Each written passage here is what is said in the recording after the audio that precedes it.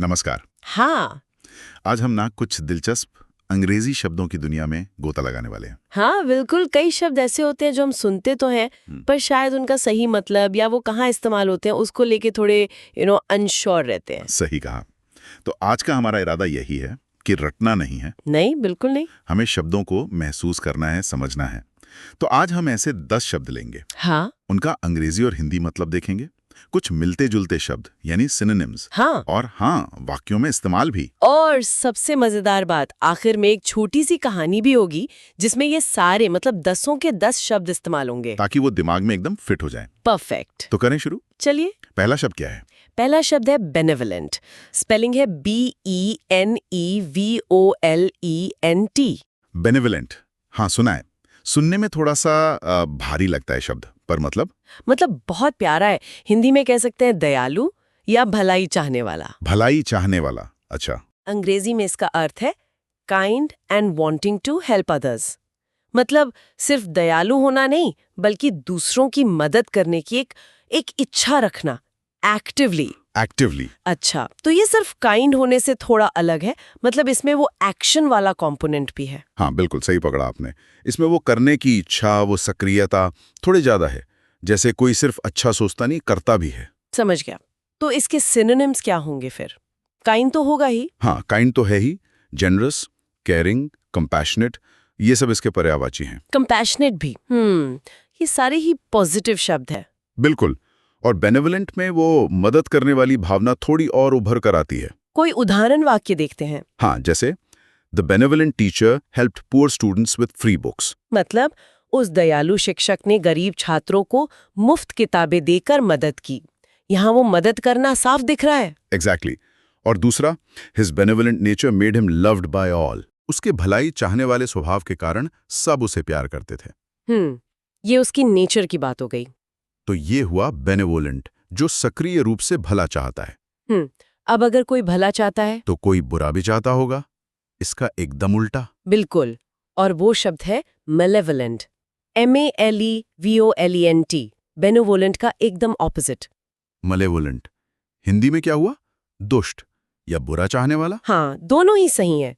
अंग्रेजी में wishing harm और ईविल टू अदर्स, मतलब दूसरों का नुकसान चाहना, उनके लिए बुरी भावना रखना। सुनने में ही कितना नेगेटिव है ना? इसके सिनोनिम्स भी देखो। ईविल, विकेड, हॉस्टाइल, मलिशियस, सब एक से बढ़कर एक नकारात्मक। और ये सिर्फ सोच तक ही नहीं रहता होगा, अक्सर जैसे फिल्मों में विलन होते हैं। सही कहा। उदाहरण देखते हैं। पहला, the villain had a malevolent plan to destroy the city. हाँ, खलनायक के पास शहर को तबाह करने की एक दुष्ट योजना थी। यहाँ साफ बुरी मंशा है, प्लान्ड। बिल्कुल। या फिर 2, हम malevolent stare scared the children। उसकी बुरी नजर ने बच्चों को डरा दिया। कभी कभी तो एक लुक ही काफी होता है, डरावना। तो ये हो गए 2 बिल्कुल विपरीत छोर, benevolent और malevolent। अच्छा, अब एक और पॉजिटिव शब्द लेते हैं। ये भी अच्छाई से जुड़ा है, altruistic। ALTRUSTIC। ऑल्ट्रिस्टिक। हाँ, ये शब्द मैंने सुना है और मुझे ये बहुत पसंद है। हिंदी में परोपकारी कहते हैं ना, या निस्वार्थ। हाँ, परोपकारी, निस्वार्थ। और इसकी जो खासियत है ना, वो इसी निस्वार्थ भाव में है। अंग्रेजी में मतलब है showing selfless concern for others wellbeing. Selfless concern, मतलब दूसरों की भलाई की चिंता बिना अपने किसी फायदे के सोचे। बिल्कुल। इसके सिनोनिम्स देखें तो सेल्फलेस, चैरिटेबल, काइंड, बेनेवलेंट। अच्छा, यहाँ फिर से बेनेवलेंट आ गया, और काइंड भी। तो ऑल्ट्रोइस्टिक, बेनेवलेंट, काइंड, इनमें क्या फर्क है फिर? क्या ऑल्ट्रोइस्टिक सबसे ज्यादा निस्वार्थ है? आप ऐसा कह सकते हैं। देखिए, अल्ट्रुइज्म में ना अक्सर त्याग का भाव थोड़ा ज्यादा होता है। मतलब व्यक्ति दूसरों की मदद शायद अपनी किसी जरूरत या आराम की परवाह किए बिना भी कर देता है। अच्छा। जबकि बेनेवलेंस में मदद की इच्छा तो है, पर जरूरी नहीं कि उसमें हमेशा बहुत बड़ा त्याग शामिल हो। और काइंड तो एक सामान्य दयालुता है। ये बारीक फर्क समझना जरूरी है। मतलब एल्ट्रुइज्म में सेल्फलेसनेस पर जोर है। बिल्कुल। उदाहरण देखें। His altruistic act saved a stranger's life। उसके परोपकारी कार्य ने एक अजनबी की जान बचाई, हो सकता है अपनी जान जोखिम में डालकर। बिल्कुल निस्वार्थ भाव से। हाँ। और दूसरा, she volunteers for charity because of her altruistic nature। वो अपने परोपकारी स्वभाव के कारण चैरिटी के लिए स्वेच्छा से काम करती है। यहाँ भी अपना कीमती समय देना, बिना किसी फायदे के। तो एल्ट्रुइज्म का फोकस दूसरों पर है बिना खुद का सोचे। अब इसका बिल्कुल उल्टा क्या होगा, जिसका फोकस सिर्फ खुद पर हो? वो तो आसान है, सेल्फिश। SELFISH, हिंदी में स्वार्थी। ये तो हम सब जानते हैं। हाँ, जानते हैं।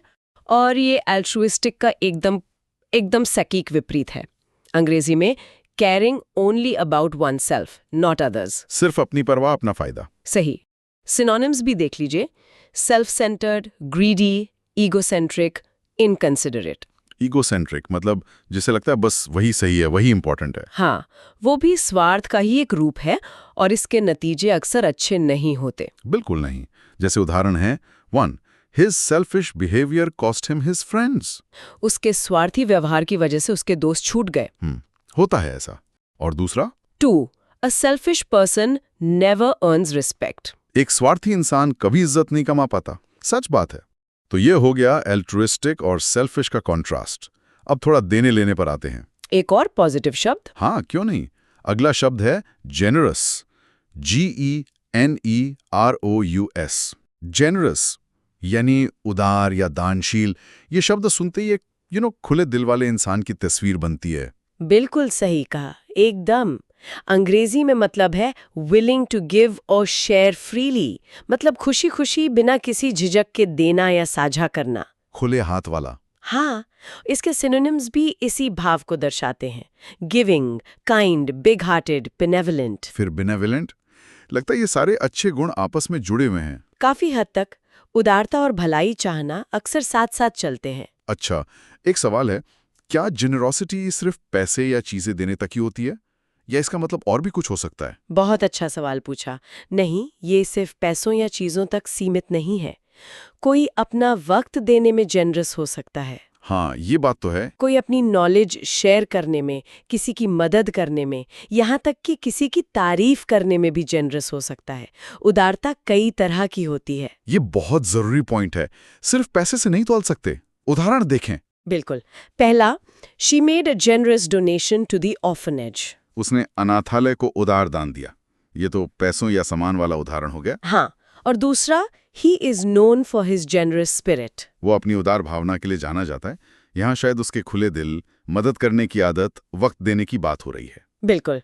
तो जहाँ जेनरस इंसान का हाथ खुला रहता है, वहीं इसका उल्टा कौन होगा, जो हाथ खींच कर रखता है? हाँ, वो होगा स्टिंगी, STINGY, यानी कंजूस। हाँ जी, स्टिंजी। अंग्रेजी में नॉट विलिंग टू स्पेंड और शेयर, माइजरली, खर्च करने या बांटने में हिचकिचाना।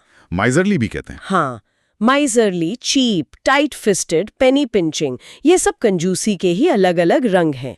टाइट फिस्टेड, मुट्ठी बंद रखने वाला। पेनी पिंचिंग, एक एक पैसा बचाने वाला। सही समझे। जैसे इस उदाहरण में 1. The landlord is too stingy to repair the house. मकान मालिक इतना कंजूस है कि घर की मरम्मत नहीं कराता।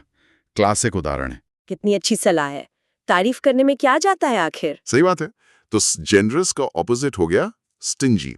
अच्छा, अब एक बहुत ही बेसिक लेकिन बेहद जरूरी गुण पर आते हैं, काइंड। KIND। काइंड यानी दयालु। ये तो हम रोज ही इस्तेमाल करते हैं। हाँ, और ये शायद सबसे आम है इन सब में। आम है और बहुत जरूरी भी। अंग्रेजी में मतलब है फ्रेंडली, जेनरस एंड कंसिडरेट। मतलब दोस्ताना होना, उदार होना और दूसरों का ख्याल रखना। कंसिडरेट, दूसरों के भावनाओं का ध्यान रखना। बिल्कुल। इसके सिनोनिम्स हैं gentle, caring, warm hearted, compassionate. Kind होना एक तरह से अच्छी इंसानियत की निशानी है। हमने बेनेवलेंट और कंपैशनेट के सिनोनिम्स में भी काइंड देखा था। तो ये इन सब से अलग कैसे है, या ये बस एक बेसिक लेवल है? आप इसे बेसिक लेवल कह सकते हैं। काइंड होना एक सामान्य रोजमर्रा की दयालुता है। इसमें शायद बेनेवलेंट जैसी सक्रिय मदद की बहुत तीव्र इच्छा ना हो, या कंपैशनेट जैसी गहरी सहानुभूति वाली फीलिंग ना हो, लेकिन ये एक गर्मजोशी भरा पॉजिटिव व्यवहार है।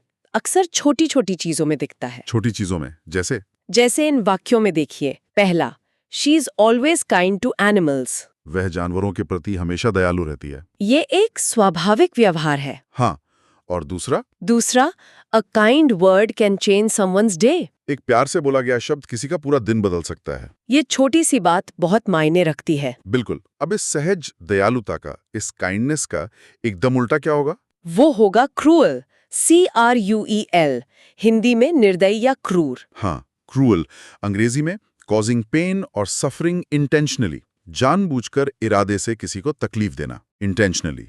ये जरूरी है, मतलब गलती से नहीं, जानबूझकर। हाँ, इसमें इरादा शामिल है। इसके सिनोनिम्स भी इसकी गंभीरता दिखाते हैं। Brutal, ruthless, inhumane, harsh. Brutal मतलब बहुत बेरहम। इनह्यूमन, अमानवीय। बिल्कुल। जहां काइंड होने में दूसरों के लिए अच्छा भाव है, क्रुएल्टी में साफ तौर पर नुकसान पहुंचाने का इरादा है। उदाहरण देखिए। 1. The cruel man laughed at others pain. वो क्रूर आदमी दूसरों के दर्द पर हंसा, इससे बुरा क्या होगा? सच में। और दूसरा 2. Animal abuse is a cruel act. पशुओं पर अत्याचार एक क्रूर काम है। बिल्कुल। तो ये थे काइंड और क्रूअल। अब चलते हैं 9वें शब्द पर। ये फिर से एक बहुत गहरा और पॉजिटिव भाव है, कंपैशनेट। COMPASSIONATE। कंपैशनेट हिंदी में सहानुभूतिपूर्ण या दयालु। मुझे लगता है ये काइंड और बेनेवलेंट से भी ज्यादा गहरा एहसास है। बिल्कुल सही कहा आपने। इसमें गहराई है। अंग्रेजी में मतलब है feeling sympathy and concern for others, दूसरों के लिए हमदर्दी और चिंता महसूस करना। हाँ, यहाँ सिर्फ दया नहीं है, बल्कि दूसरों के दर्द को समझने, उसको महसूस करने का भाव है। इसके सिनोनिम्स हैं sympathetic, caring, warm, understanding. Compassion अक्सर आपको एक्शन लेने पर मजबूर करता है, क्योंकि आप दूसरे की तकलीफ सच में फील कर पाते हैं। अच्छा, तो अगर काइंड एक जनरल दया है, बेनेवलेंट मदद करने की इच्छा है, तो कंपैशन दूसरों के दुख को समझने और महसूस करने से जुड़ा है। उसमें एक तरह की एम्पैथी है। एग्जैक्टली। एम्पैथी बेस्ड दयालुता। जैसे आप किसी को तकलीफ में देखते हैं, आपको भी बुरा लगता है, आप उसकी मदद करना चाहते हैं, वो कंपैशन है। ये उदाहरण शायद और साफ करेंगे। 1. The nurse was very compassionate to her patients. नर्स अपने मरीजों के प्रति बहुत सहानुभूतिपूर्ण थी। वो शायद उनके दर्द को समझ पा रही थी, महसूस कर पा रही थी। हाँ, और दूसरा 2. Leaders should be compassionate towards their people. नेताओं को अपने लोगों के प्रति सहानुभूतिपूर्ण होना चाहिए। उनकी तकलीफों को समझना, महसूस करना एक अच्छे लीडर के लिए जरूरी है। बहुत जरूरी। अब आता है हमारा आज का 10वां और आखिरी शब्द, जो कंपैशन का ठीक उल्टा है, कैलस। CALLOUS। कैलस हिंदी में कठोर या निर्दयी। निर्दयी। तो ये क्रूएल जैसा ही हुआ। नहीं, थोड़ा अलग है। देखिए, क्रूअल में अक्सर जानबूझकर चोट पहुंचाने का इरादा होता है। कैलस का अंग्रेजी मतलब है emotionally hardened, not showing sympathy. Emotionally hardened, भावनात्मक रूप से कठोर हो जाना। हाँ, सहानुभूति न दिखाना। ये एक तरह की असंवेदनशीलता है, जैसे दिल पर कोई असर ही ना हो रहा हो। दूसरों की भावनाओं या तकलीफों के प्रति बिल्कुल उदासीन, पत्थर दिल कह सकते हैं। अच्छा, तो क्रुएलिटी में एक्टिव नुकसान पहुंचाना हो सकता है, जबकि कैलसनेस में फर्क ही नहीं पड़ रहा, इंडिफरेंस। बिल्कुल। इसके सिनोनिम्स हैं unfailing, insensitive, cold, harsh. Unfailing, insensitive, cold. हाँ, ये सब उसी ओर इशारा कर रहे हैं, जैसे कि इन उदाहरणों में। 1. His careless remarks hurt her deeply. उसकी कठोर टिप्पणियों ने उसे गहरा दुख पहुंचाया। उसने शायद बिना सोचे समझे कह दिया या परवाही नहीं की दूसरे को कैसा लगेगा। हाँ। और दूसरा 2. A careless leader never wins true loyalty. एक कठोर नेता कभी सच्ची वफादारी नहीं जीतता, क्योंकि वो लोगों की भावनाओं को, उनकी जरूरतों को समझता ही नहीं, महसूस ही नहीं करता। बिल्कुल सही। तो ये हो गए हमारे आज के 10 शब्द। एक बार फिर से सोचें तो कितने दिलचस्प जोड़े बने हैं। बेनेवलेंट और मेलेवलेंट, ऑल्ट्रोइस्टिक और सेल्फिश, जेनरस और स्टिंजी, काइंड और क्रूअल, और आखिर में कंपैशनेट और कैलस। 5 जोड़े अच्छाई और बुराई के अलग-अलग शेड्स दिखाते हुए। बिल्कुल। मानवीय स्वभाव के कितने अलग अलग पहलू हैं। और इन सबको एक साथ याद रखने का सबसे अच्छा तरीका क्या है? कहानी। एग्जैक्टली। तो आप सुनते हैं वो कहानी जिसमें ये सभी शब्द बुने हुए हैं। आप सुनाएंगे? जरूर। तो कहानी कुछ इस तरह है। एक छोटा सा प्यारा सा शहर था। वहां 2 लोग रहते थे, बिल्कुल एक दूसरे से उलट। एक थे अर्जुन। सब लोग उन्हें उनकी बेनेवलेंट यानी दयालु प्रकृति के लिए जानते थे। उनका दिल हमेशा दूसरों की मदद के लिए तैयार रहता था। उनके ऑल्ट्रुइस्टिक मतलब परोपकारी काम शहर भर में मशहूर थे। कभी गरीब बच्चों की पढ़ाई का खर्चा उठा लिया तो कभी बेसहारा लोगों के लिए लंगर चलवा दिया। लोग उनकी काइंड बातों और कंपैशनेट यानी सहानुभूति भरे व्यवहार के कायल थे। सच में वो एक जेनरस, बहुत उदार इंसान थे जो अपना समय, अपना पैसा, सब कुछ खुशी खुशी दूसरों के साथ बांटते थे। वाह। दूसरी तरफ थे विक्रम, एक बड़ा व्यापारी, काफी अमीर। अब लोग उन्हें सीधे सीधे मेलेवोलेंट यानी दुष्ट तो नहीं कहते थे, पर हाँ, उनमें एक अजीब सी कैलस, एक कठोरता जरूर थी। वो बहुत ज्यादा सेल्फिश मतलब स्वार्थी थे, सिर्फ अपने नफे नुकसान की सोचते थे। अच्छा। और पैसों के मामले में तो बहुत ही स्टिंजी यानी कंजूस भी थे। कभी कभी तो उनका व्यवहार अपने यहाँ काम करने वालों के प्रति काफी क्रूअल, काफी निर्दयी हो जाता था। दूसरों की तकलीफों से उन्हें जैसे कोई फर्क ही नहीं पड़ता था। बिल्कुल उल्टा अर्जुन से। बिल्कुल। फिर एक साल क्या हुआ, शहर में भयानक बाढ़ आ गई, बहुत नुकसान हुआ, कई घर बह गए, लोग बेघर हो गए। अर्जुन ने क्या किया, फौरन अपने बड़े से घर के दरवाजे सबके लिए खोल दिए। उनकी बेनेवलेंट भावना, उनका कंपैशनेट रवैया लोगों को बड़ी हिम्मत दे रहा था।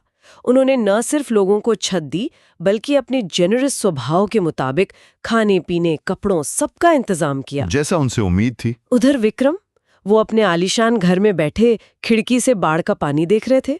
उनके सेल्फिश मन ने कहा, ये मेरी प्रॉब्लम नहीं है। उनकी कैलेस सोच यही थी। कुछ लोगों ने हिम्मत करके उनसे मदद मांगी भी, पर उनके स्टिंजी दिल ने साफ मना कर दिया। लेकिन अर्जुन की काइंडनेस, उनकी अल्ट्रुइस्टिक सेवा का असर धीरे धीरे फैलने लगा। शहर के और लोग भी मदद के लिए आगे आने लगे। यहाँ तक कि एक बूढ़े चाचा, जिन्हें सब थोड़ा स्टिंजी ही समझते थे, उन्होंने भी बच्चों के लिए गर्म कपड़े दान कर दिए। ये सब देखकर ना विक्रम को पहली बार अपने सेल्फिश और कैलस रवैये पर थोड़ी शर्मिंदगी हुई। उन्हें अर्जुन का वो कंपैशनेट चेहरा याद आया जो बिला थके लोगों की मदद कर रहे थे। अच्छा, कुछ तो असर हुआ? हाँ। आखिरकार विक्रम घर से बाहर निकले। उन्होंने बाढ़ में फंसे लोगों के लिए खाने के पैकेट और दूसरा जरूरी सामान भिजवाया। पहले तो लोग चौंके, पर फिर उन्होंने विक्रम की मदद ले ली। इससे ये तो साबित हुआ कि वो बिल्कुल मेलेवोलेंट नहीं थे, शायद बस रास्ते से भटक गए थे।